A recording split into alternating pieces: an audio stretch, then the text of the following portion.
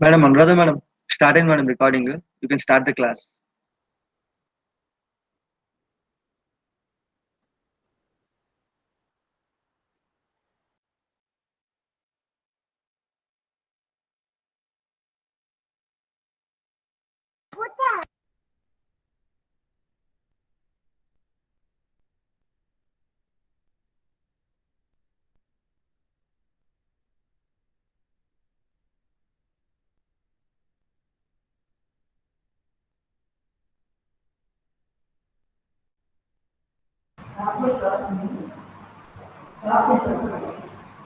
Suhas, Yes, ma'am. is the screen visible? Yeah, yes, ma'am. Huh? Yes, ma'am. It's visible, ma'am. Okay, Nama.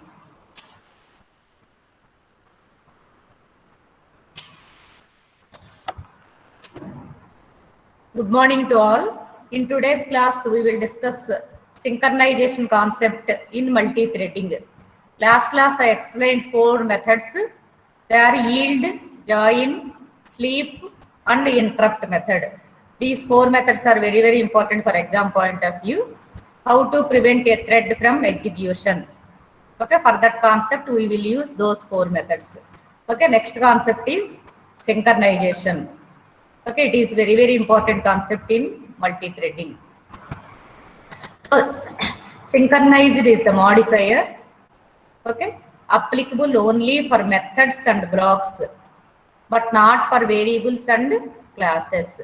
So, we will apply this synchronized concept, okay, for only methods and blocks, okay, and it is the modifier, means synchronized is a keyword. Okay, so synchronized is the modifier, which is a keyword, which is applicable only for methods and blocks, but not for variables and classes. So for classes and variables, we can't use the synchronized keyword. Only synchronized keyword is used for methods and blocks. Okay, now first I will explain how do we write synchronized methods, and next I will explain how do we write synchronized blocks, because synchronized is the keyword which is applicable only for methods and blocks. So only with respect to these 2 concepts we will discuss synchronized keyword. Okay, this is the introduction about synchronization. So in synchronization we use the keyword synchronized. Next, if a method or block declared as synchronized, okay, then at a time only one thread is allowed to execute that method. See, when a method or block is declared as synchronized, then at a time only one thread is allowed to execute that method or block on that given object. Okay, because inside one class we will write methods and blocks now. It means whenever you create an object for that class, inside that object we have methods and blocks. So inside the object of that particular class, if you have synchronized methods, then what will happen is when multiple threads are accessing the same object, okay, then what will happen is inside that object we have both synchronized and non-synchronized methods.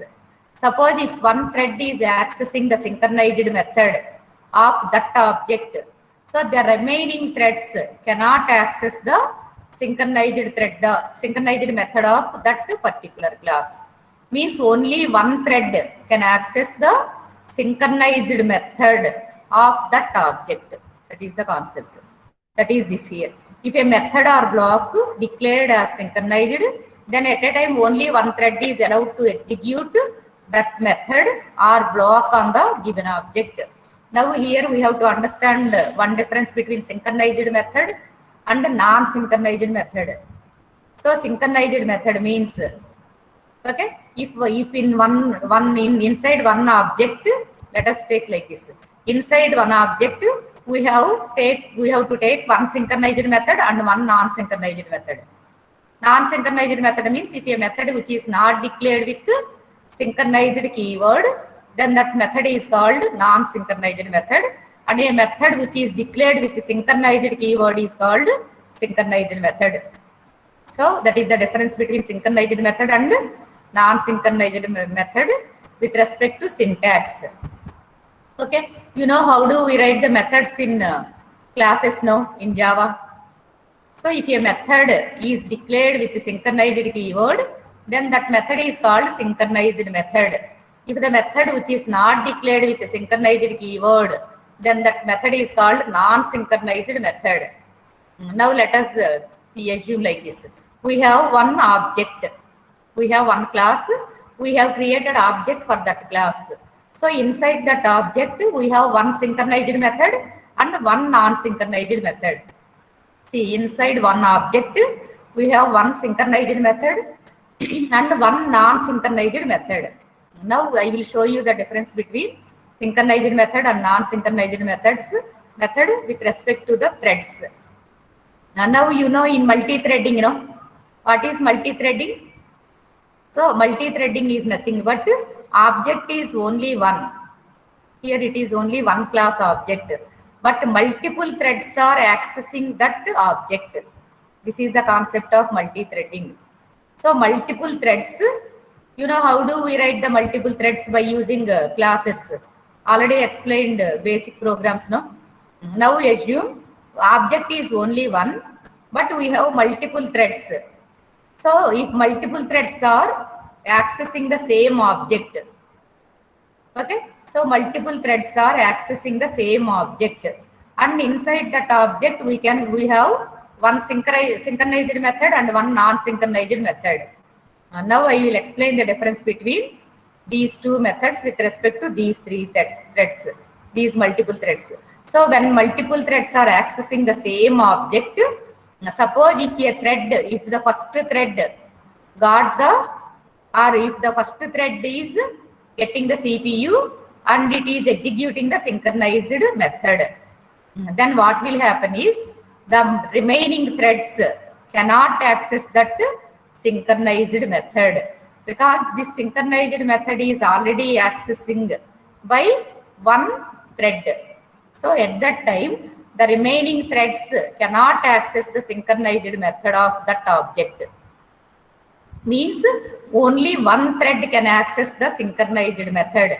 So after completion of that method by that particular thread, then only another thread can access the synchronized method.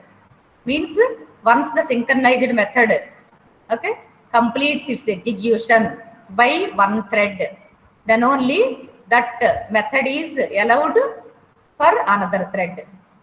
Like that, the synchronized method has to complete its execution by one thread.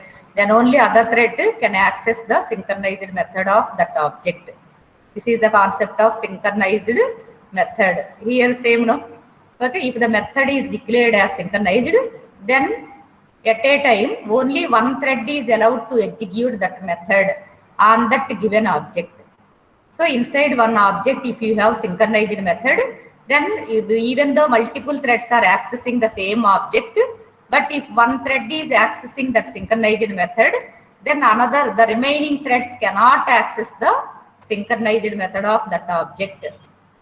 Okay, whenever that method completes by this thread, then only that synchronized method can be accessed by another thread. Means at a time only one thread can access the synchronized method. That is the concept of synchronized method. But if you take inside the object, we have one non-synchronized method, no? Then non-synchronized method can be accessed by any number of threads at the same time.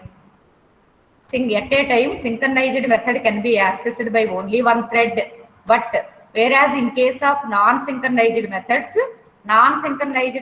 can be accessed by any number of threads parallelly. Here you can see the multi-threading concept. So synchronized method can be accessed by only one thread at a time, whereas non-synchronized methods can be accessed by multiple threads at a time. Okay, that is the difference between synchronized method and non-synchronized method. Okay, now, so this is the concept of synchronized method. Next, after that, what is the advantage of synchronized method and what is the disadvantage of synchronized method, we will see. So the main advantage of synchronized keyword. So synchronized keyword means it can be applied either for methods or blocks. No? So the main advantage of synchronized keyword is we can prevent the data inconsistency problems. Means one thread is accessing that synchronized method or block. No? Means remaining threads have to wait until the completion of this synchronized thread by this synchronized method by that particular thread. No, up to that the remaining threads have to wait. That's why here there is no inconsistency problem, because this thread is accessing this synchronized method. Means okay, after completion of this synchronized method by that thread, no other thread can access this synchronized method. No, so the remaining threads have to wait till the completion of this synchronized method by this thread. Okay, that's why here we can prevent data inconsistency problems. Next, what is the drawback of synchronized method or block? So the main disadvantage of synchronized method or block is it increases the waiting time of the thread and affects the performance of the system. Means if one thread is accessing the synchronized method until the completion of that synchronized method by that thread, the remaining threads have to wait. No, because these the remaining threads cannot access the synchronized method at the same time. Means here what is the drawback? These remaining threads have to wait until the synchronized method completes its execution by this particular thread. Means here waiting time increases. Means the remaining threads cannot access this synchronized method, because when it is already accessed by another thread, means the remaining threads cannot access. So that is the drawback of synchronized method. So even though advantage is in data inconsistency problems, it can reduce, but the disadvantage is waiting time of the thread, and waiting time increases the waiting time of the thread, means it affects the performance of the system. Okay, okay, increases the time complexity. Now hence there is no specific, if there is no specific requirement, then it's never recommended to use the synchronized keyword. Okay, if you have any specific requirement, at that time only use either synchronized method or synchronized block, otherwise don't use.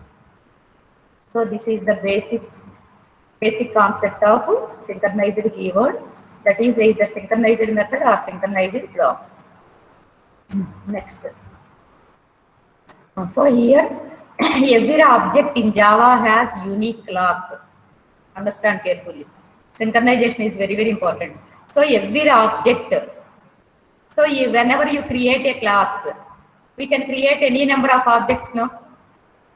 Okay, once you define the student class, so I can create any number of objects for the student class, like student S1 is equal to new student, student S2 is equal to new student, student S3 is equal to new student. That new student is called object, no? So each and every object has unique address, no, already explained. Like that, each and every object in Java has unique clock. Like unique address, here we are discussing with lock concept. Okay, every object in Java has unique clock. Whenever we are using synchronization concept, then only lock concept will be coming into the picture. Only in the synchronization concept, this lock concept will come into picture. So every object in Java has unique clock. Whenever we are using synchronization concept, at that time only we will discuss this lock concept. Okay. Next, if a thread wants to execute any synchronized method or synchronized block on a particular object, then the thread requires to get the lock on that particular object or of that particular object. See, if a thread wants to execute any synchronized method or synchronized block on a particular object, okay, then the thread requires to get the lock of that particular object. So here this particular, take one particular object, inside that object I have synchronized methods and non-synchronized methods.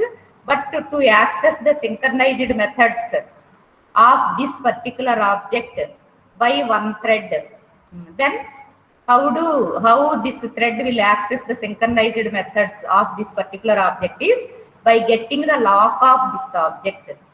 So that the thread, okay, requires to get the lock of this particular object. Then only this thread can access the synchronized methods of this object. Each object has lock, no? Already explained. So that lock, okay, whenever the one particular thread gets the lock of that object, then only that particular thread can access the synchronized methods of that object. In the inside the object, we have both synchronized methods and non-synchronized methods. No? Suppose to access the non-synchronized methods, this thread need not require the lock of this object. Okay, this thread directly can access the non-synchronized methods of this object. So concept is, inside one object we have both synchronized methods and non-synchronized methods.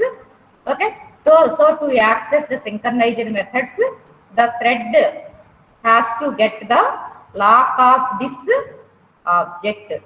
Okay, or once the thread gets the lock on of this object, then only this thread can access the synchronized methods of that object. Otherwise, the thread cannot access the synchronized methods of this object, but it can access the non-synchronized methods of that object. So if you take non-synchronized methods, then the thread need not get the lock of this object. So only, see here one thread, here we have synchronized methods and non-synchronized method inside one object.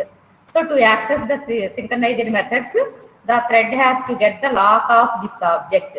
But to access the non-synchronized methods, lock is not required for this thread. Directly the thread can access the non-synchronized methods of that object without lock. But lock is required to access the synchronized methods of that object. Now remember, each and every object has unique lock. Whenever a particular thread wants to access synchronized methods of that particular object, so that thread needs the lock of this object. Then only it can access the synchronized methods of that object. But whereas for non-synchronized methods, the thread does not require the lock of this object. Without lock also, the thread can access the non-synchronized methods. So that is the difference between synchronized methods and non-synchronized methods. Okay, to access the synchronized methods, the thread requires lock, but to access the non-synchronized methods, the thread does not require the lock of that object. Object is having lock, but inside the object we have both synchronized methods and non-synchronized methods. But to access the synchronized methods of that object, the thread requires lock of that object. But to access the non-synchronized methods of that object, the thread does not require the lock. If you understand this concept, remaining part of synchronization is easy only. Now, if a thread wants to execute any synchronized method or synchronized block on a particular object, then the thread requires to get the lock of this particular object. Once a thread got the lock, then it is allowed to execute any synchronized method or block on that object. Okay, understood? This is synchronized concept. So synchronized means we have to discuss with lock only. Every object has unique lock. Okay. Now, while a thread executing any synchronized method, because inside one object we have both synchronized methods and non-synchronized methods. Inside the object means inside we have one class. First we have to define class only, no? Then only we can create any number of objects for that class. So inside one class, we can write any number of synchronized methods as well as any number of non-synchronized methods inside one class. So whenever you create an object for that particular class, inside the object, we can see the synchronized methods and the non-synchronized methods of that class. Okay. Now, while a thread executing any synchronized method on the object X, then remaining threads are not allowed to execute any synchronized methods on that object. So here, this is one more important point. If a thread is executing any synchronized method, okay, then the remaining threads are not allowed to execute any other synchronized method, not this synchronized method. Okay, once suppose if one thread is accessing one synchronized method of that object, then the remaining threads are not allowed to access this synchronized method as well as the remaining synchronized methods also. Means you can assume all the synchronized methods are locked. But this thread is accessing only one synchronized method, but the remaining threads are not allowed to access the remaining synchronized methods of the same object. That is this one. Okay. So while a thread executing any synchronized method on that object, the remaining threads are not allowed to execute any synchronized method on that object simultaneously. Okay, once one synchronized method is accessed by one thread, then the remaining threads cannot access the remaining synchronized methods also. Completely all the synchronized methods are locked, even though one thread is accessing one synchronized method. Okay, but here this is important.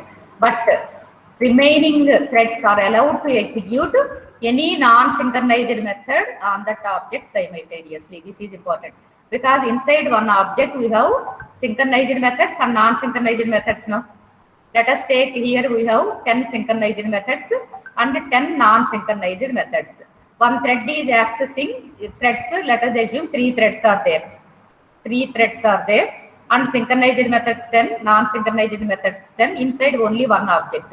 Suppose if one thread is accessing any one of these 10 synchronized methods, so the remaining 2 threads cannot access the remaining 9 synchronized methods. But the remaining 2 threads can access any of the non-synchronized methods. Even though one thread is accessing one synchronized method, but completely all the synchronized methods are locked. But now these remaining threads can access the non-synchronized methods on that object simultaneously. This is the concept of synchronization. Now next, lock concept is implemented based on object, not based on the method. See here inside one object, we have both synchronized methods and non-synchronized methods now. But lock concept is applicable only for the entire object, not for the method. This is that one.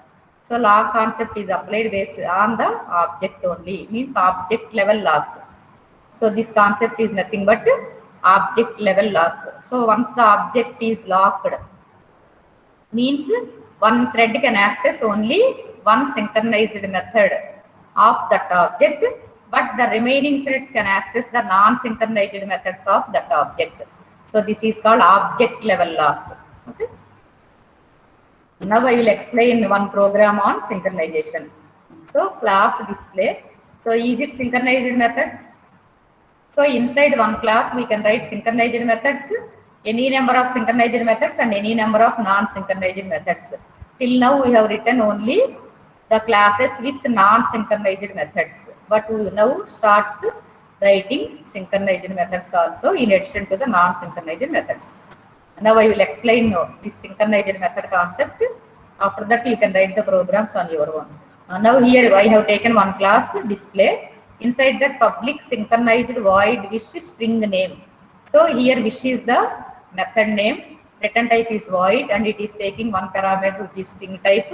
And this is declared with which keyword? Synchronized keyword.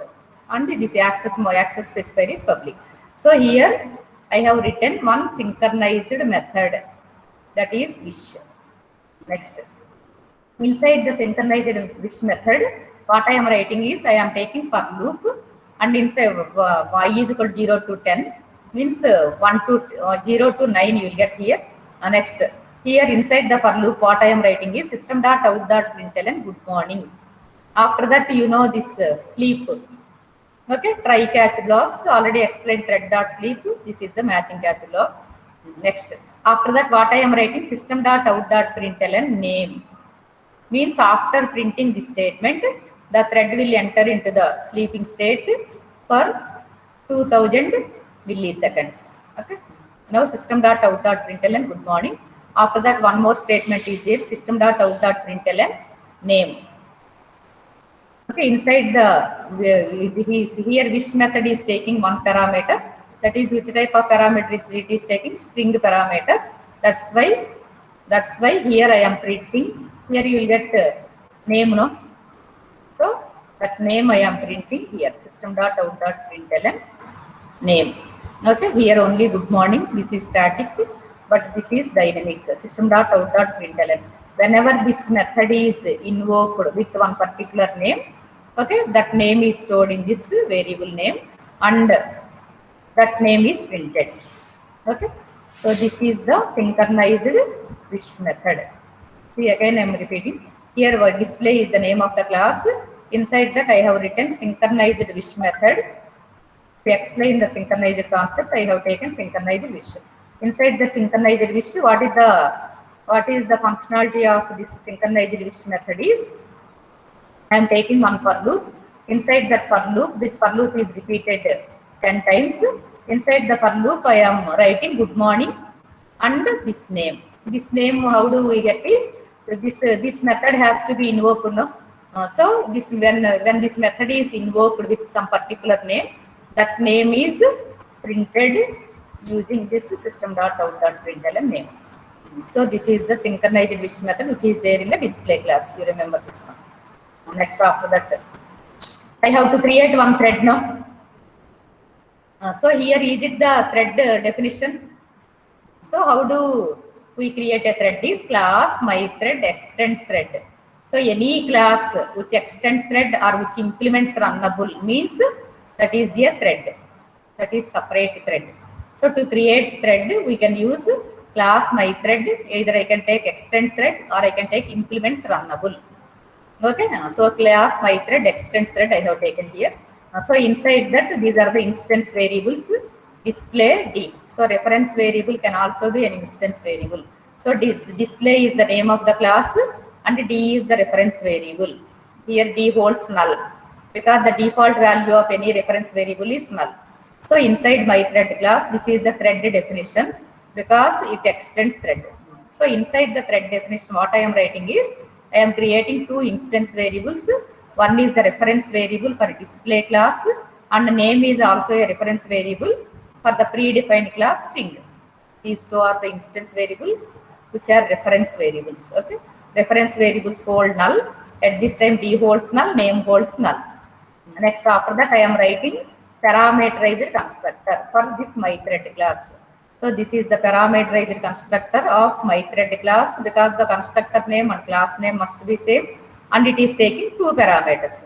What are these two parameters? These two, D and name, same data type. Okay. So inside this, what I am writing, you know, no, this dot D is equal to D, this dot name is equal to name.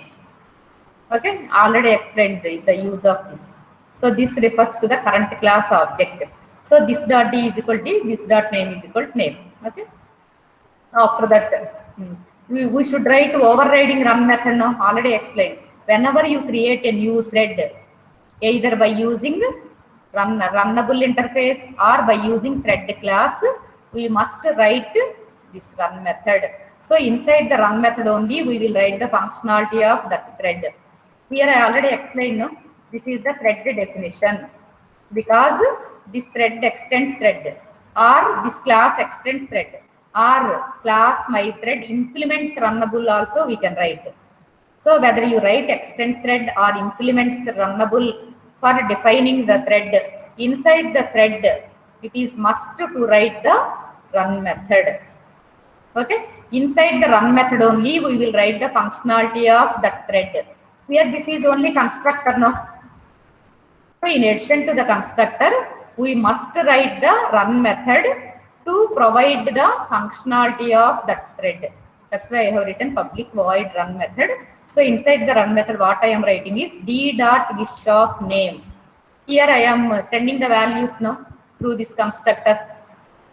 Display D means it is getting one object of display class and the name is getting, string name means it is getting one name with the double quotes. Here display D is, previously D holds null, no. Here if you see D holds null. So when you invoke this constructor, we have to send one display class object to this reference variable and also one name to this string name. So you will get one object of display class and one name of string. Okay. Now what we will do is, here what we are doing in the run method is d dot wish of name. D dot wish. D means already object is there, no? Okay, here we got this object. We are sending the object while invoking this constructor. So that object address means this is the object of display class, and the display class object address is stored in this variable D. This is local variable, but we have to assign that address to this instance variable, because the instance variables are stored inside the object of myThread class. For that, these two statements are required. So this D is right hand side D, and this is this D. So this D address of that object is assigned to this dot D. Okay, so current class object. This refers to the current class object. So this dot name is assigned with this name. So these two are important. So inside the run method, I am writing this dot D is there, no? So with that D dot wish of name. Already I got name also, no? Here I got this dot name means current class object name, and the current class inside the current class object name is stored, and inside the current class object D is stored. These two values I am using inside the run method. That is D dot. D dot means display class object. Okay, inside the display class I have wish method. That's why D dot wish. How do we access the wish method of the display class? Tell me. Already explained. Inside the display class, I have wish method is there. So how do I access the wish method of the display class is, first we need to create the object for display class. Okay, with that object only we can access the wish method of this class. Okay, for that I am writing this one. So this is nothing but object creation of display class. Okay, with this object D, I am accessing the wish method. That's why D dot wish of name. Name already I sent now here. Here we got name, no? This name is assigned to this name, no? That name I am using here. This D I am using here. Left hand side D. This D I am using here. This name I am using here. But the display wish method is there in the display class now. This is the display class object. So with that display class reference object reference variable, I am accessing wish method. So D dot wish of name. What is this name? Because wish method is taking one parameter which is of string type, no? That's why I am sending the name. Okay, actual name I am sending through this invocation. This is nothing but this is nothing but wish method invocation. Okay, this is the wish method definition. Whenever we are invoking with this D dot wish of name, from this the control goes to this wish method and it will execute this one. Okay. So that's why again remember, this is the wish method definition and this is the wish method invocation. We are invoking that method with this particular name and with this particular object D. So this is the thread definition. This is class myThread extends thread means this is thread definition. Inside the thread definition I have taken two instance variables and I have taken one parameterizer constructor to initialize these instance variables D and name. This is nothing but initialization of the instance variables D and name. After that I have written run method inside the myThread. Okay. So inside this run method I am writing the functionality of the thread, that is D dot wish of name. This is the functionality of the thread. From this statement it will go to this synchronizer wish and it will execute this. This is the definition of synchronizer wish. Now up to this, okay.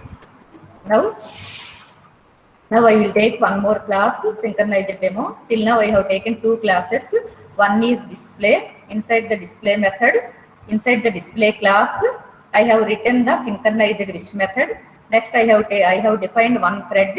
Inside that thread, inside the run method, I have written d dot wish of name. Okay. So after that, take one more class and write the main method and create one object for display class. Already first class is display class, second class is my thread class. So here I am creating one object for display class. You know how to create object for display class syntax. So display d1 is equal to new display. After that, see I am invoking that my thread constructor.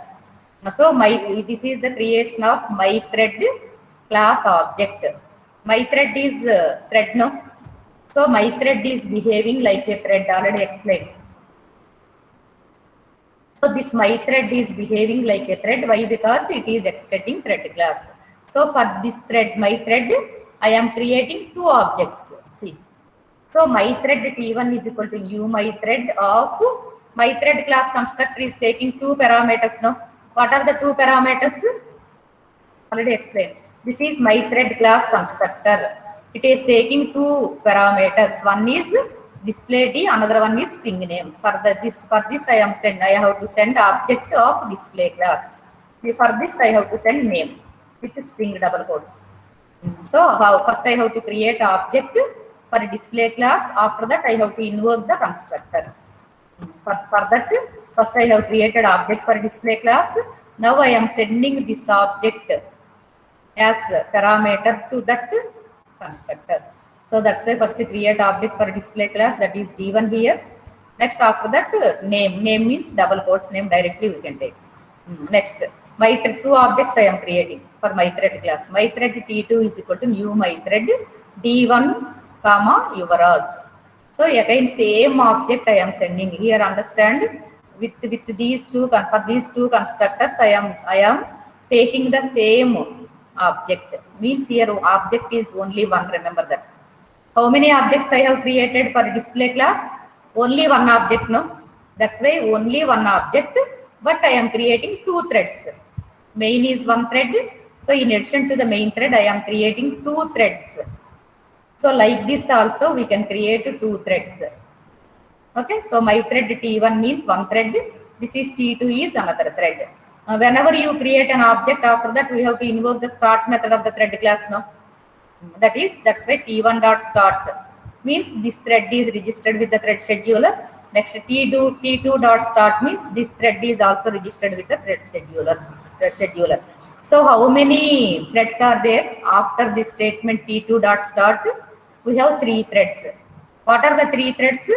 Main, then T1, then T2. So here we have three threads. So main is the one thread. Then T1 dot start means here this thread is registered with the thread scheduler. T2 dot start means this thread also registered with the thread scheduler. So after T2 dot start statement, we have three threads which are running parallelly. Means, or we can say three threads are registered with the thread scheduler. And all the three threads are in the waiting queue. Whenever the thread got the TPU, then only that thread will go to the running state. Okay, who will assign the CPU for all these waiting threads is thread scheduler. Same concept. Okay. Now this is the program. Okay, here these two, whenever this statement is getting executed, from this the control goes to this statement and this will be executed. Okay.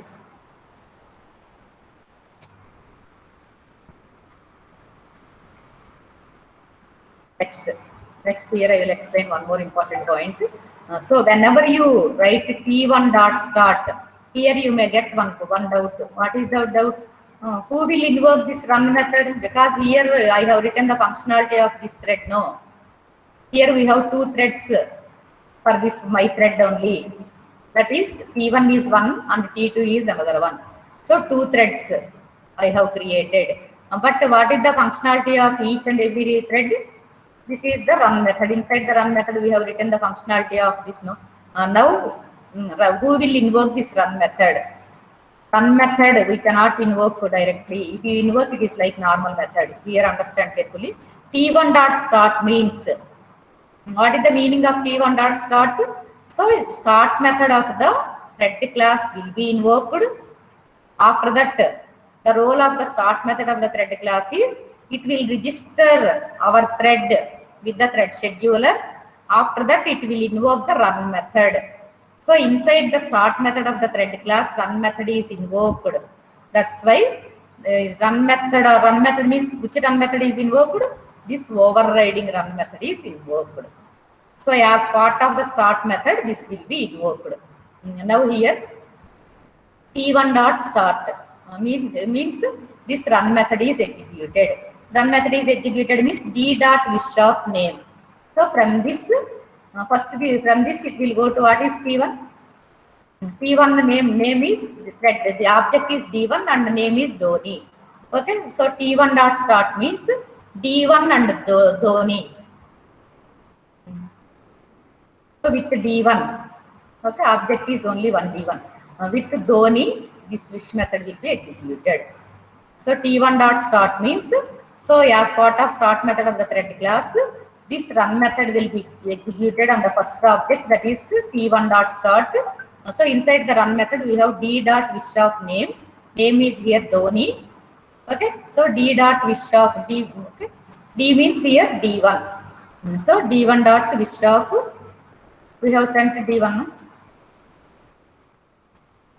Okay, so here this wish method is okay, invoked with name what? Dhoni. Means this for loop is executed 10 times with good morning and name Dhoni. And next after that what I have written? T2 dot start. T2 dot start means again start method of the thread class is invoked, and it will register our the second thread with the thread scheduler, and as part of the start method of the thread class, that run method is executed. Here I am sending this display class object, same object. See here, see this one, D1, only one object, same object I am sending as parameter to the constructor. Here D1 address is assigned to D. D1 address is assigned to D1 means object address is assigned to D. That D is here. Okay. Now second object with name is what? Yuvraj. So T2 dot start means again this thread, this constructor is invoked first. After that, whenever you write T2 dot start as part of the start method of the thread class, this run method is executed on the second thread. Second thread means name is Yuvraj, no? So D dot wish of name means from this it goes to the wish method of the display class. Now it is Yuvraj. So here 10 times the for loop is executed and Yuvraj, good morning Yuvraj will be printed. But here try to understand one concept. Is it synchronized or non-synchronized? This wish method is synchronized, no? That's why if the first thread, okay, if T1 dot start we have written, no? So T1 dot start means as part of start method of the thread class, this run method is executed on the first thread, and as part of run method, this wish method is invoked. Okay, but this wish method is declared as synchronized. Means the first thread is accessing the synchronized wish method. Means what? What is the meaning of synchronized method? Means when the first thread is accessing the synchronized wish method, then okay, until the completion of this synchronized method or synchronized wish method by the first thread, okay, the second thread cannot access the synchronized wish method. That is the concept you have to understand. Here I have created two threads, okay, T1, T2. I have written T1 dot start first. So first it will go to the run method on the first thread. So from the run method we are invoking wish method. Wish method is a synchronized method. When the first object is accessing and executing this synchronized wish method, the second thread, see, when the first thread is accessing the synchronized wish method, okay, the second thread cannot access the synchronized wish method at the same time. So what does it mean is, if the first thread is accessing this synchronized wish method, unless the completion of this synchronized wish method by the first thread, the second thread cannot access this. So what does it mean is the execution of this synchronized wish method is completed by must be completed by the first thread first. Then only second thread can access this synchronized wish method. That is the concept of synchronized. No? When you declare a method as synchronized means if one thread is accessing that synchronized wish method, the other thread has to wait. It cannot access the same synchronized method parallelly. That is the concept of this wish method. Because wish is declared as synchronized, the first thread is accessing the synchronized wish method means it got the lock of that object. Here it got the lock of which object? Display class object. Where is the display class object? Here it is the display class object. No? See, both threads are accessing the same object D1, D1. Here see, again I will explain like this.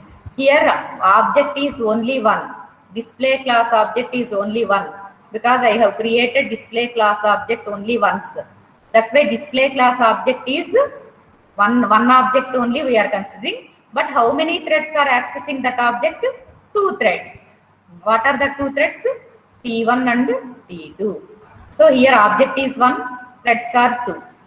So when 2 threads are accessing the same object, if the first thread got the lock of this object to access the synchronized wish method of display class, then until the completion of synchronized wish method by the first thread, the second thread cannot access the synchronized wish method of the display class. Because object is only one and inside that display class object I have only one synchronized method. So when the first thread is accessing the synchronized method of this object, the second thread has to wait until the completion of the synchronized method by this first thread. So if you understand this concept, that is synchronized wish method, you can see the output. Okay, you can see the output this. What is the first one? What is the first object? Here we see first object. Inside the first object, I have taken the name as Dhoni to understand the concept more clearly. Dhoni. That's why T1 dot start. So inside T1 dot start, inside the start method of the thread class, we have invoked run method. So through run method of the my thread class, it will go to the synchronized wish method of the display class. So this first thread got the lock of the display class object. So it will execute the synchronized wish method of the display class. So that's why first until the completion of this first synchronized wish method, okay, by this thread cannot access. That's why if you see the output, first it will complete this first object means using T1 dot start. First it will complete the run. It will go to the run method. From that run method, it will go to the synchronized wish method. First, it will complete the full execution of synchronized wish method. Then only this thread, second thread, can access the synchronized wish method. That's why first who will complete the synchronized wish method first? First thread. After completion of the synchronized wish method by the first thread, then only the second thread can access the synchronized wish method. Okay, that is the concept of synchronized method. Means on the first thread, what is the name? Dhoni. That's why if you execute this program, so first thread will complete the synchronized wish method. That's why see Dhoni, good morning Dhoni 10 times. After that, so after completion of the synchronized method or synchronized wish method by the first thread, then only the second thread can access the synchronized wish method and it will complete the synchronized method. That's why if you see the output, so after completion of this synchronized wish method by the first thread, then only second thread can access the synchronized wish method. That's why if you see the output, first thread will execute synchronized wish method completely. That's why Dhoni 10 times. After that, second thread will execute the synchronized wish method. Again, it will print 10 times. So this is the output. Okay, means synchronized means locked. Here, if we are not declaring wish method as synchronized, Okay, in the previous program, I have explained with the synchronized wish method. No? Suppose if we are not declaring the wish method as synchronized, then both the threads will be executed simultaneously. Normal non-synchronized. No? If you are not declaring wish method as synchronized, means it is non-synchronized wish method. Non-synchronized methods of one object can be accessed by any number of threads simultaneously. That's why, hence we can't expect the exact output. We may get inconsistency or irregular output. See, if you see the output like this. Good morning, good morning. You don't know which thread is executing the non-synchronized method. This is the non-synchronized wish method. But if you declare the wish method as synchronized, then at a time only one thread is allowed to execute and we will get the regular output. That's why first thread executes completely the synchronized wish method. After that only the second thread executes the synchronized wish method. So with this you can understand more clearly. Next, synchronization concept is applicable whenever multiple threads are operating on the single object. Okay, here in the previous program I explained object is only one. Here you can understand. Here how many objects I have taken for these two threads? Only one object. See, I have created only one object for display class and I have taken that object only for these two threads. Here we have taken two threads. In the inside in the two threads I have taken only one object. Means object is only one, but multiple threads are accessing. In this case, object is only one, display class object is only one. This object is accessed by two threads T1 and T2. So when multiple threads are accessing on the same object, then only synchronization concept is applicable. So object should be one, only one. Similarly, you can write my thread T3 is equal to new my thread of, take the same object D1. Similarly, my thread T4 is equal to new my thread of D4, take different names.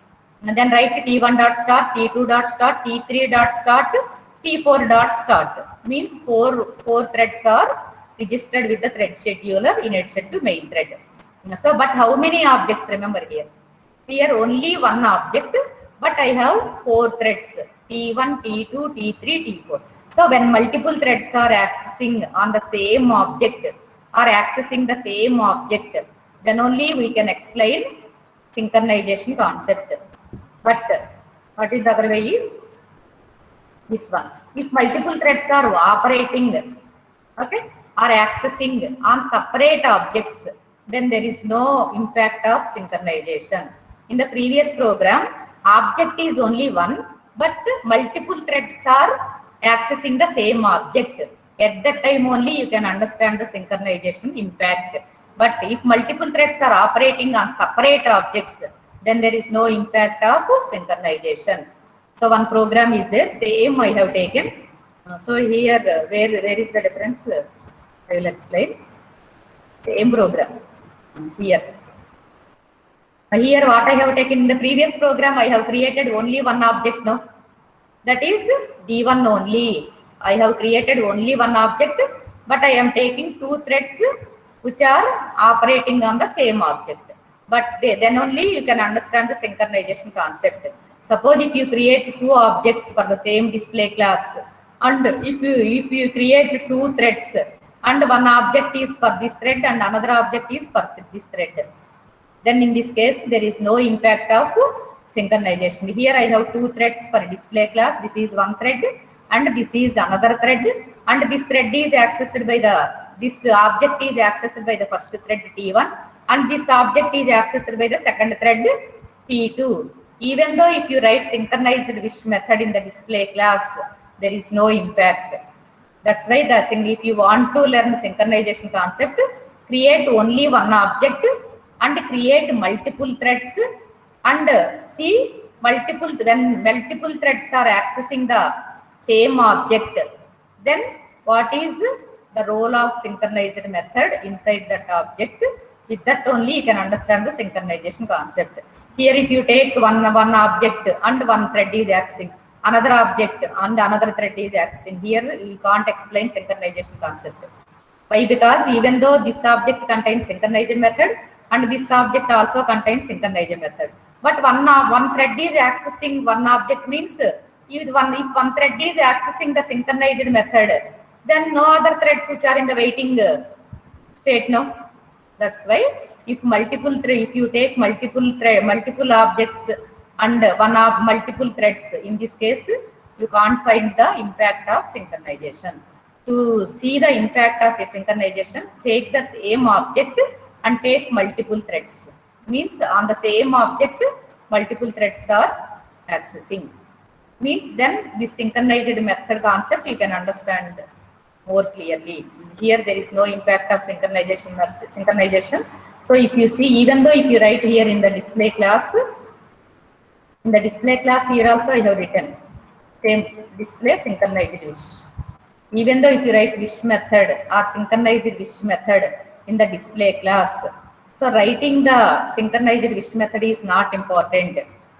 So whenever you write synchronized wish method, you should create only one object and create multiple threads. For all the threads, we have to access all the threads should access the same object. Then only you can understand the synchronized concept. Here in the second program also I have written display class, wish method, everything is same.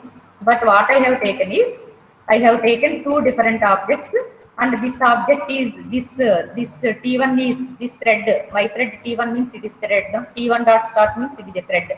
T2 dot start means it is a thread. So first thread is accessing on the first object, and second thread is accessing on the second object. In this D1 we have synchronized method in this object. In this also synchronized wish method. But only one thread is accessing the synchronized method. This thread is also accessing the synchronized method of the second object. Then what is the use? Then you can't find the impact of synchronization in the second program. This is for your understanding, I have explained. Only always take one object but multiple threads. You can create any number of threads, even 100 threads also you can create using the same syntax, but take only one object. D1, D1, D1, D1, D1 like that. In all the 100 threads, take only D1, means one object and multiple threads. Inside the object we have synchronized wish method. Now you can understand the impact of synchronization. Here there is no use. That's why here the second program is, now with the second program only you can understand. If multiple threads are operating on separate objects, then there is no impact of synchronization. So to understand the synchronization concept, first program is the best program. In the exam also you write the first program.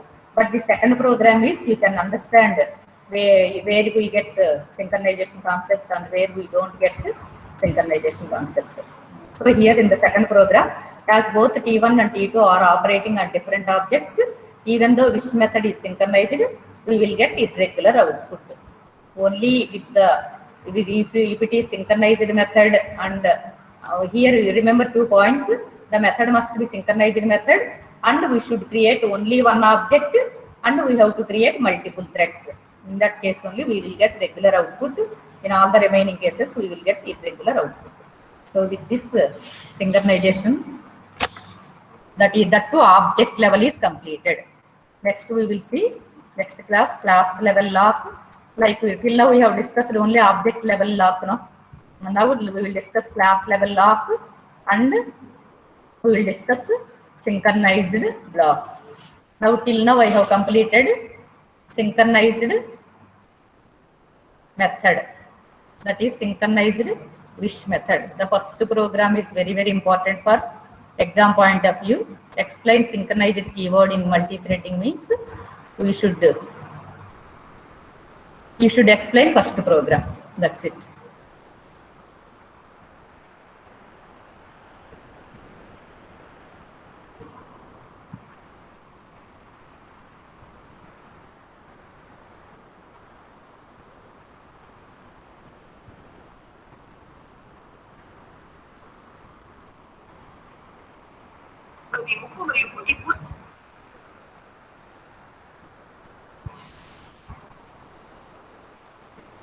All of you please go through the videos on 5th unit, applets and swings. You can easily follow. Notes also I have shared. Okay, ma'am.